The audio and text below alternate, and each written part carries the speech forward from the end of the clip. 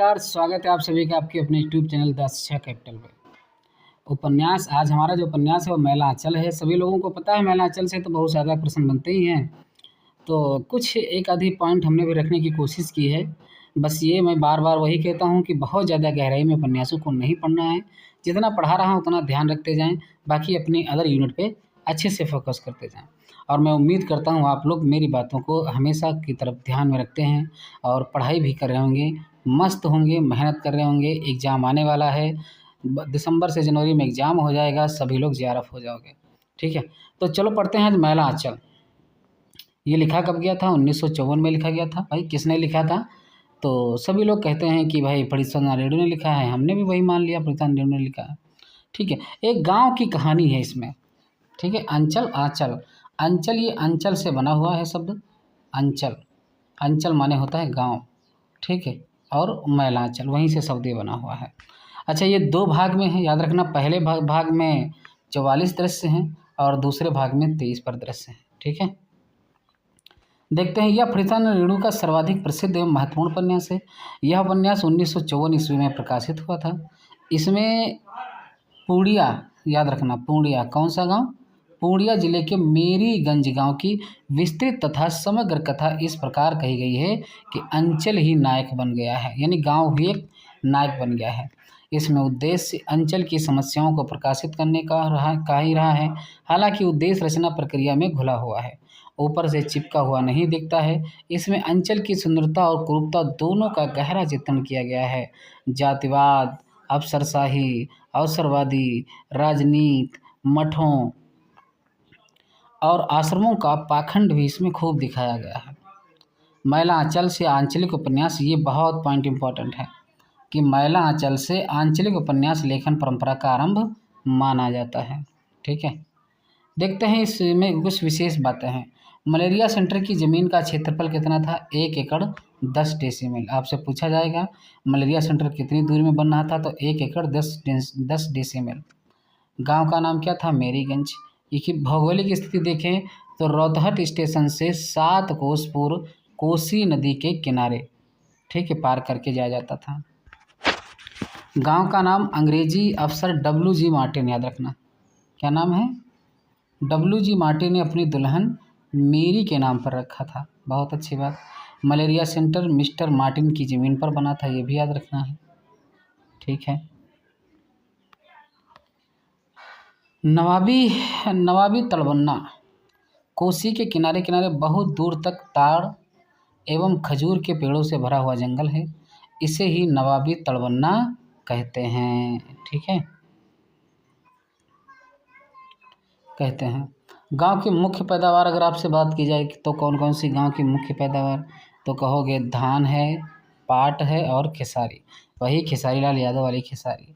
गांव में अलग अलग जातियों के लोग हैं, अलग अलग टोली बनाकर रहते हैं, टोली भी पूछी जाती हैं।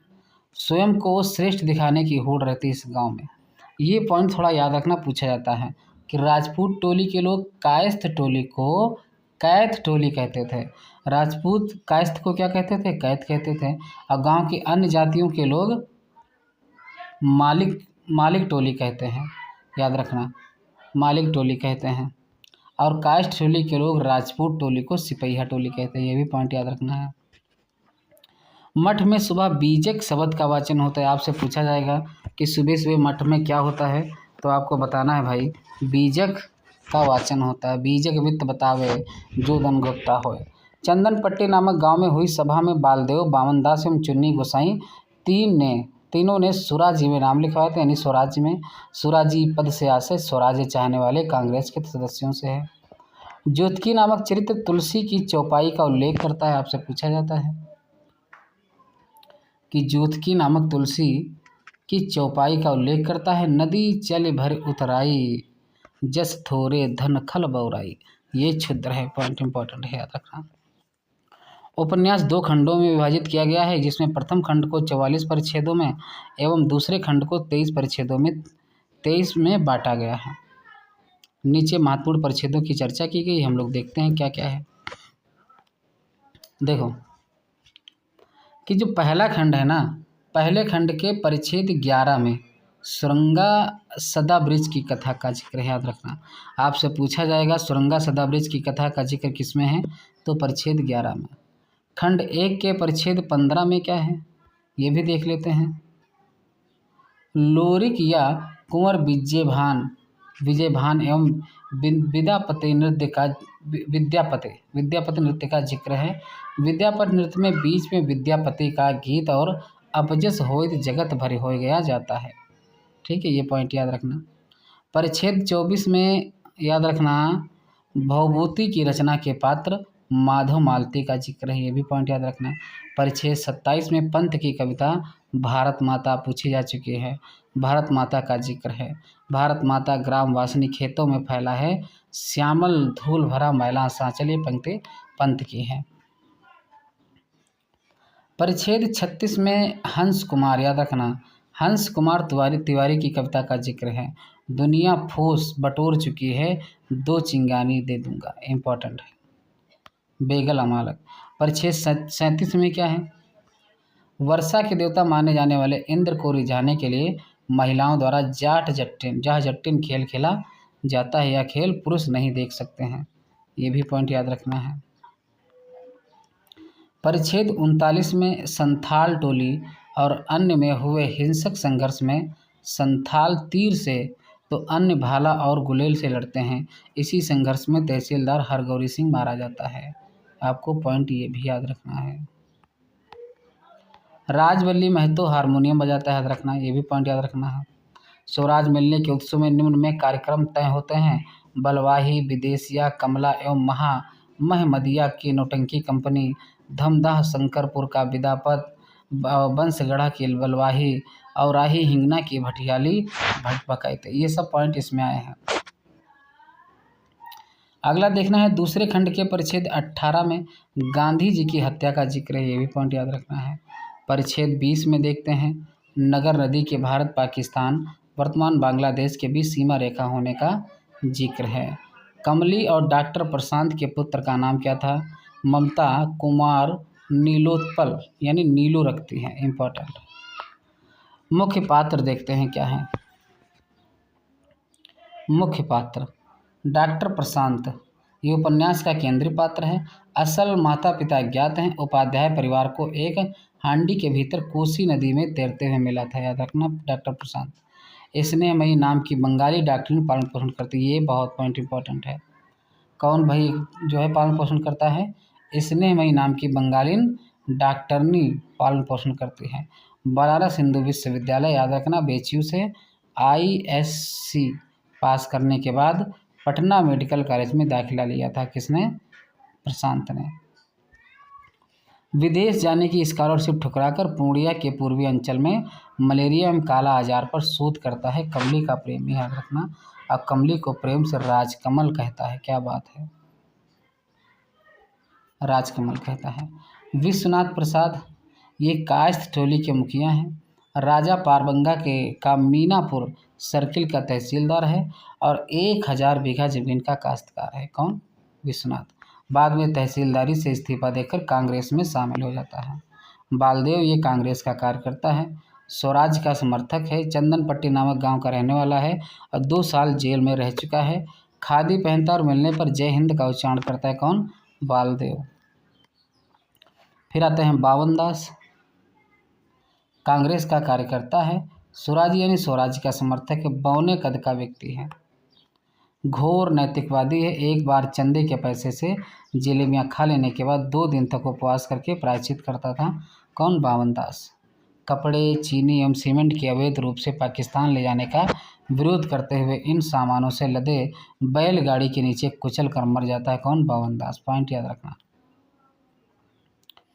कालीचरण, सोशलिस्ट पार्टी का कार्यकर्ता है। युवा वर्ग का प्रतिनिधि, साहसी शोषण का विरोध करने वाला है। डकैती के झूठे आरोप में जेल में बंद कर दिया जाता है लेकिन वहां से फरार हो जाता है। कमली, ये तहसीलदार विश्वनाथ प्रसाद की पुत्री और प्रशांत की प्रेमिका है, याद रखना। कमली तहसीलदार विश्वनाथ प्रसाद की पुत्री और प्रशांत की प्रेमिका है। रोज शिव पूजन करती है। किसी अज्ञात बीमारी से ग्रस्त है। जिसका इलाज कराने में ही डॉक्टर से परिचय होता है। लक्ष्मी, अगला पात्र लक्ष्मी है जो मठ में दासी है। मठ के महंत द्वारा शारीरिक और मानसिक रूप से शोषित है। बाद में बालदेव के साथ रहने लगती है। महंत सेवादास। महंत सेवादास मेरीगंज के मठ का महंत है। पहले बहुत ज्ञानी साधु समझा जाता था, पर लक्ष्मी दासिन को लाने के बाद से लोग बुरा भला कहने लगे। प्यारू देखा जाए तो डॉक्टर प्रशांत का सहायक है। पहले रौतहट स्टेशन में एक होम्योपैथ डॉक्टर, याद रखना, कि यहाँ 5 साल नौकरी कर चुका है। कौन? प्यारू। रौदी बूढ़ा थर्ड जेंडर है, दही बेचने का काम करता है। चाल चलन बोलने का तरीका औरतों की तरह है। लरसिंह दास, याद रखना, वास नहीं, लरसिंह दास। लरसिंह दास मठ में आचार्य गुरु के आने का संदेश लेकर आता है, परंतु लोभ में आकर मेहनती पाने की कोशिश करने लगता है। कौन? लरसिंह दास। फिर आते हैं एक पात्र सुमिरत दास। इसमें बहुत पात्र हैं। बेतार की खबर उपनाम से जाना जाता है। आपसे पूछा जाएगा कि बेतार की खबर के उपनाम से कौन जाना जाता है, तो सुमिरत दास। तहसीलदार विश्वनाथ का रोटिया गवाह, गवाही की रोटी खाने वाला है। पार्वती की माँ। अगला पात्र देखें, पार्वती की माँ, अधेड़ उम्र की स्त्री जिसको गांव वाले डायन मानते हैं। कौन? पार्वती की माँ। हीरो नामक चरित्र द्वारा इसी शक में उसकी हत्या कर दी जाती है। चलचित्र कर्मकार, ये क्रांतिकारी है, सोशलिस्ट पार्टी का सदस्य भी है। बम, पिस्तौल और बंदूक चलाने में माहिर है, ये भी याद रखना। चुन्नी गोसाई, बालदेव और बावन दास के साथ सुराजी बना था, बाद में सोशलिस्ट पार्टी में शामिल हो गया था। गौड़ पात्र में देखें तो रामदास, ठाकुर राम कृपाल सिंह, खिलावन यादव, ज्योतिषी काका, मंगला पूछा जा चुका है पात्र। आभा रानी फुलिया, राम पियरिया, वासुदेव, तहसीलदार हरगौरी, डब्ल्यू.जी. मार्टिन, सोमा जट, खलासी, रामकिशन, बाबू नालोत्पल, राम नारायण उधोजी भगत, रामबरन कंथरी, सतकौड़ी, उचित दास, गंगा प्रसाद यादव, सनिया मुर्मू, राजू लक्ष्मीदास, नारद दास, कलशदा महतो, गांधी जी, पंडित नेहरू, राजेंद्र प्रसाद, देवनाथ मलिक, सोनाई यादव, मंजू महतो, तालिम सिंह, हरकू तेली, नागा बाबा, भोला बाबू आदि। बहुत इतने लोग हैं, इसमें बहुत पात्र हैं। कथा वस्तु में देखते हैं तो क्या है कि मेरीगंज और उसके आसपास के क्षेत्र में घट रही घटनाओं के साथ साथ रेणु उस समय के भारत में घट रही घटनाओं और उन घटनाओं पर ग्रामवासियों की प्रतिक्रिया भी दर्ज करते हैं। गांव जात के आधार पर कई टोलों में बटा हुआ है, जिनमें आपस में प्रतिस्पर्धा और वैमनस्य व्याप्त है। राजनीतिक रूप से भी सक्रिय पात्र उपन्यास में है। बालदेव जहां कांग्रेस का कार्यकर्ता है, वहीं कालीचरण सोशलिस्ट पार्टी का। देश की राजनीति के अतिरिक्त गांव की अपनी राजनीति भी चलती है। अंग्रेज अफसर मार्टिन ने अपनी पत्नी मेरी के नाम पर इस गांव का नाम मेरीगंज कर दिया था, लेकिन यहां आते ही उसकी पत्नी की मलेरिया से मौत हो जा गई और मार्टिन की दी हुई जमीन पर मलेरिया और काला आजार के निदान हेतु रिसर्च सेंटर बनता है और उसमें डॉक्टर के रूप में आते हैं डॉक्टर प्रशांत। रिसर्च करते हुए प्रशांत का संपर्क तहसीलदार विश्वनाथ प्रसाद की बेटी कमली से होता है और दोनों को एक दूसरे से प्रेम हो जाता है। गांव में एक कबीरपंथी मठ भी है जिसका मुख्य महंत सेवादास है। 50 वर्ष की उम्र में सेवादास दासी बनाकर लक्ष्मी को मठ पर रख लेता है। महंत लक्ष्मी के साथ जबरन यौन संबंध भी बनाता है और वह भी तब से जबकि वह 15 साल की बच्ची थी। इस तरह रेणु धर्म के नाम पर होने वाले कुकर्मों की पोल पट्टी भी खोलते हैं। बालदेव और बावनदास कांग्रेस के कार्यकर्ता और स्वराज के इच्छुक हैं। दोनों महात्मा गांधी के अनुयायी भी हैं। गांधी तत्कालीन समय में देश में होने वाली घटनाओं में सक्रिय रूप से उपस्थित है। उपन्यास में गांधी का जिक्र बार बार किया गया है। गांधी हत्या का जिक्र भी उपन्यास में है। रेडियो में हत्या की खबर सुनकर कमली सबको बताती है और यह सुनकर पात्रों की रुलाई फूट पड़ती है। गांधीवाद से प्रभावित बावनदास स्वतंत्रता के पश्चात चोरी छिपे सीमेंट और चीनी से लदी पाकिस्तान जाती बैलगाड़ियों के सामने लेटकर प्राण उत्सर्ग कर देता है। उपन्यास में यह भी दिखाया गया है कि किस तरह आज़ादी से पहले अनैतिक और अवैध काम करने वाले आज़ादी के बाद नेता का छद्म रूप धरकर बड़े बड़े पदों पर बैठ जाते हैं। इस तरह यह संपूर्ण उपन्यास छोटी छोटी घटनाओं से मिलकर बना है। कुल मिलाकर अंचल की समस्याओं का परिचय देते हुए गांव वालों में परस्पर राग द्वेष, छोटे छोटे षड्यंत्र, जातिवाद, अवसरशाही और अवसरवादी राजनीति के दोहरे चरित्र का दिखाते हुए मैला आंचल हमारे सामने आता है। इसमें कुछ प्रमुख उदाहरण देखते हैं क्या है। ये भाई भूमिका में कथन दिया गया है कि इसमें फूल भी है, सूल भी, धूल भी, गुलाब भी, कीचड़ भी, चंदन भी, सुंदरता भी, कुरूपता भी, मैं किसी से दामन बचाकर निकल नहीं पाया। कथन किसका है? लेखक का है। लेकिन गांव की पंचायत क्या है? पुरैनिया कचहरी के रामू मोदी की दुकानें हैं। सभी अपनी बात पहले कहना चाहते हैं, सब एक ही साथ बोलना चाहते हैं, बातें बढ़ती जाती हैं और असल सवाल बातों के बाउंडर में दब जाता है। एक लेखक कहता है, यह अस्पताल अभी तो नहीं मालूम होगा, जब कुएं में दवा डालकर गांव में हैजा फैलाएगा तो समझना शिव हो शिव। ये जोतकी का कथन है। महात्मा जी खुद मैला साफ करते थे। जहाँ सफाई रहती है वहाँ का आदमी भी साफ रहता है, मन साफ रहता है। साहब लोगों को देखिए, उनके देश के गाछ वृक्ष भी साफ रहता है। बालदेव का कथन है। बहुत अच्छा कथन। अंधा आदमी जब पकड़ता है तो मानो उसके हाथों में मगरमच्छ का बल आ जाता है। अंधे की पकड़ लाख जतन करो, मुट्ठी टस से मस नहीं होगी। हाथ है या लोहार की संटसी। कथन याद रखना। ये कथन आपसे पूछा जा चुका है, महंत जी का है कि रुपया को बजा कर देखा जाता है, आदमी को एक ही बोली से पहचाना जाता है। महंत का कथन है।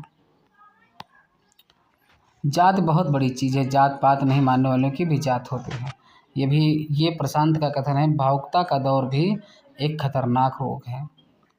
गांव के लोग बड़े सीधे साधे दिखते हैं। अज्ञानी और अंधविश्वासी हों तो वास्तव में सीधे हैं वे। जहाँ तक सांसारिक बुद्धि का सवाल है, वे हमारे और तुम्हारे जैसे लोगों को दिन में 5 बार ठग लेंगे। और तारीफ यह है कि तुम ठगी जाकर भी उनकी सरलता पर मुग्ध होने के लिए मजबूर हो जाओगे। ये डॉक्टर प्रशांत कहता है जो ममता को चिट्ठी लिखता है। तुम्हारे विद्यापति के गान हमारी टूटी झोपड़ियों में जिंदगी के मधुरस बरसा रहे हैं। ओ कवि, तुम्हारी कविता ने मचल कर एक दिन कहा था, चलो कवि बन फूलों की ओर। प्रशांत कहता है। बहुत अच्छा कथन है। ये गणेश की नानी के बारे में है। पूछा जा चुका है कि जवानी की सुंदरता आग लगाती है और बुढ़ापे की सुंदरता स्नेह बरसाते हैं। गणेश की नानी के बारे में है। महंगी पड़े या काल हो, पर्व त्यौहार तो मनाना ही होगा।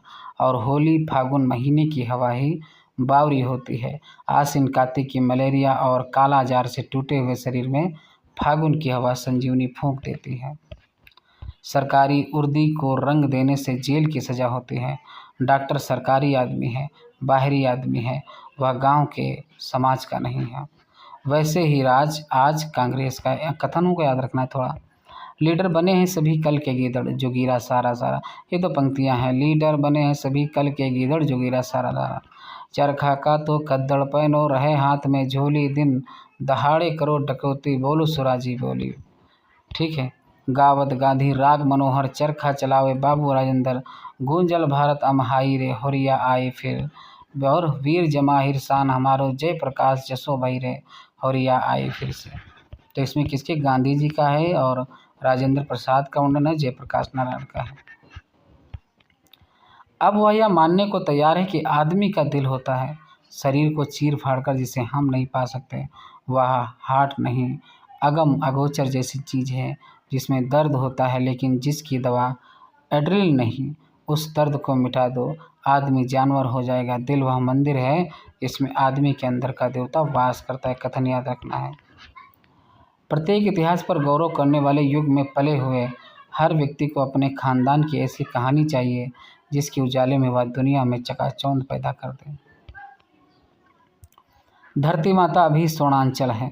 गेहूं की सुनहरी बालियों से भरे हुए खेतों में पुरवैया हवा लहरें पैदा करती हैं। सारे गांव के लोग खेतों में हैं, मानो सोने की नदी में कमर भर सुनहले पानी में सारे गांव के लोग क्रीड़ा कर रहे हैं। सुनहली लहरें, ताड़ के पेड़ों की पंक्तियाँ, झरबेरी का जंगल, कोठी का बाग, कमल के पत्तों से भरे हुए कमला नदी के गड्ढे। लड़की की जात बिना, बहुत अच्छा कथन है, लड़की की जात बिना दवा दारू के ही आराम हो जाते हैं। मौसी ने जब जुगल जोड़ी देखी तो इसके साथ स्वयं ही आंचल के खोट पर चली गई। मैं आप लोगों को मीठी बातों में भुलाना नहीं चाहता, वह कांग्रेसी का काम है। मैं आग लगाना चाहता हूँ, कालीचरण का कथन है। रोज़ डिस्पेंसरी खोलकर शिव जी की मूर्ति पर बेलपत्र चढ़ाने के बाद संक्रामक और भयानक रोगों के फैलने की आशा में कुर्सी पर बैठे रहना अथवा अपने बंगले पर सैकड़ों रोगियों की भीड़ जमा करके रोग की परीक्षा करने के पहले नोटों रुपयों की परीक्षा करना, मेडिकल कॉलेज के विद्यार्थियों पर पांडित की वर्षा करके अपने कर्तव्य की इतश्री समझना और अस्पताल में कराते हुए गरीब रोगियों के रुदन को जिंदगी का एक संगीत समझकर उपभोग करना ही डॉक्टर का कर्तव्य नहीं है। बहुत अच्छे कथन हैं। एक असहाय औरत देवता के संरक्षण में भी सुख चैन से नहीं सो सकती। अरे जिंदगी है क्रांति से क्रांति में बिताया जा, दुनिया के पूंजीवाद को दुनिया से मिटाया जा। पंक्तियों को याद रखना। जात क्या जात दो ही है, एक गरीब और दूसरी अमीरी। डॉक्टर यहाँ की गरीबी और बेबसी को देखकर आश्चर्यचकित होता है। वह संतोष कितना महान है जिसके सहारे यह वर्ग जी रहा है। आखिर वह कौन सा कठोर विधान है जिसने हजारों हजार छुट्टियों को अनुशासन में बांध रखा है। कानून बनने के पहले ही कानून को बेकार करने के तरीके गढ़ लिए जाते हैं। पंक्तियों को ध्यान में रखना है आपको। क्या करेगा वह संजीवनी बूटी खोजकर, उसे नहीं चाहिए संजीवनी। भूख और बेबसी से छटपटाकर मरने से अच्छा है मैलेग्नेंट मलेरिया से बेहोश होकर मर जाना। तिल तिल कर घुल घुल कर मरने के लिए उन्हें जिलाना बहुत बड़ी क्रूरता होगी। सुनते हैं महात्मा गांधी ने कष्ट से तड़पते हुए बछड़े को गोली से मारने की सलाह दी थी। वह नए संसार के लिए इंसान को स्वच्छ और सुंदर बनाना चाहता था। यहाँ इंसान है कहाँ, अभी पहला काम है जानवर को इंसान बनाना। डॉक्टर का रिसर्च पूरा हो गया, एकदम कंप्लीट। वह बड़ा डॉक्टर हो गया। डॉक्टर ने रोग की जड़ पकड़ ली। पॉइंट को याद रखना है। गरीबी और जहालत इस रोग के दो कीटाणु। ये पंक्ति को याद रखना है।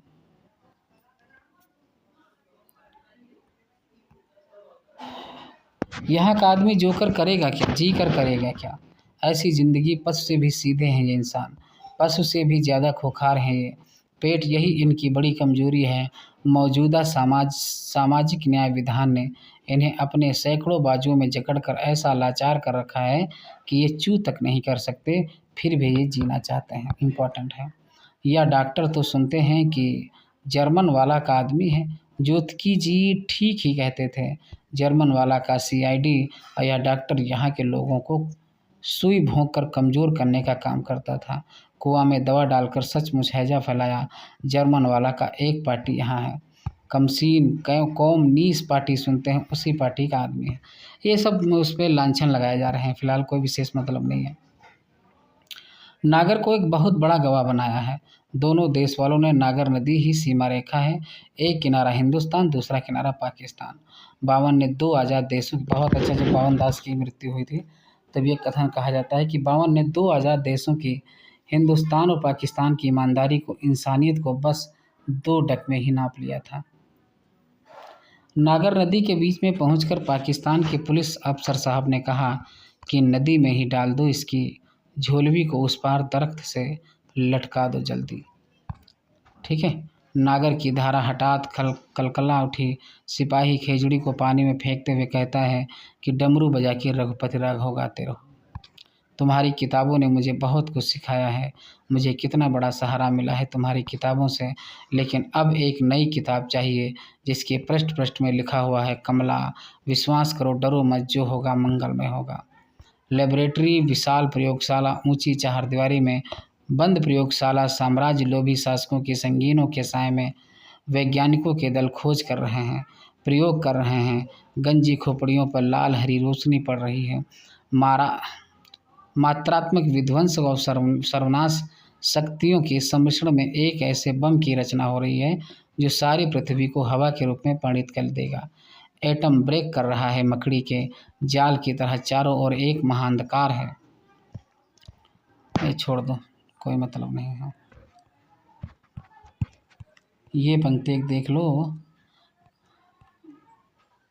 आदमी आदमी है, गिनीपग नहीं, सवार ऊपर मानुष सत्य है। प्रशांत का चिंतन है। करीमुद्दीन घाट पर चेथरिया पीर में किसी ने मानत करके एक चिथड़ा और लटका दिया था। तो ये हमारा था कुछ छोटा सा मैला आंचल। मैला आंचल बहुत बड़ा उपन्यास है, मगर इतने पॉइंट आपको ध्यान में रखने हैं। वैसे तो बहुत अंदर गहराई से भी प्रश्न पूछे जाते हैं इसमें, पर आपको थोड़ी थोड़ी मोटी मोटी जानकारी होनी चाहिए। मैं बार बार वही कहता हूँ, अपनी 8 यूनिट यानी भाषा विज्ञान, हिंदी साहित्य का इतिहास, भारतीय पाश्चात्य काव्यशास्त्र और चौथी यूनिट नाटक, निबंध, कहानी, इन पे अच्छे से पकड़ बनाओ। उपन्यास होने के बाद जितना मैं पढ़ा रहा हूँ उतना बस थोड़ा ध्यान में रखते रहो बस। ठीक है, चलो।